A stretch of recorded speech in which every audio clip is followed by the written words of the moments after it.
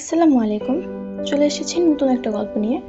গল্পের নাম অপেক্ষার নীলপদ্ম, পর্ব ১। বৃষ্টির দিনে সেই মায়াবী শুরু। চলুন গল্পটা শুরু করা যাক। আমাদের জীবনে প্রতিদিন হাজারো মানুষের আনাগোনা থাকে, কিন্তু সবার ভিড়ে এমন একজন আসে যার উপস্থিতিতে পুরো পৃথিবীটা থমকে যায়। আবির আর নীলার গল্পটাও ছিল ঠিক তেমনই।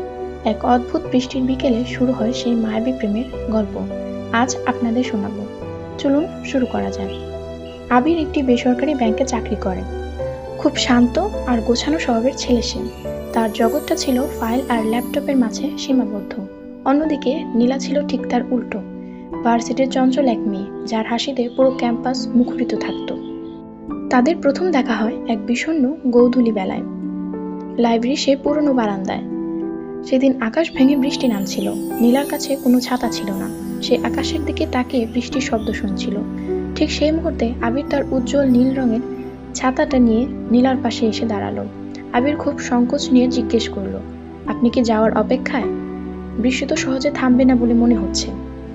নীলা একটু ইতস্তত করে বলল, হ্যাঁ, বাস স্ট্যান্ড পর্যন্ত যেতে পারলে একটা রিক্সা পাওয়া যেত।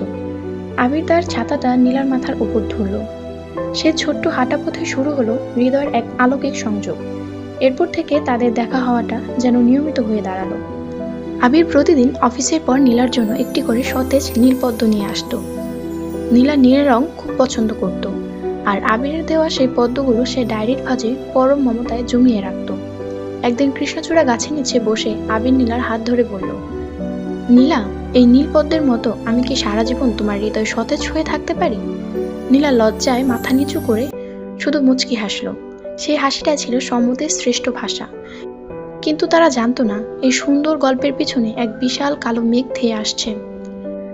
আপনার কি মনে হয়, এই সহজ সরল প্রেম কি সমাজের কঠিন বাস্তবতাকে জয় করতে পারবে, নাকি শুরুতেই ঝরে যাবে এই নীলপদ্ম?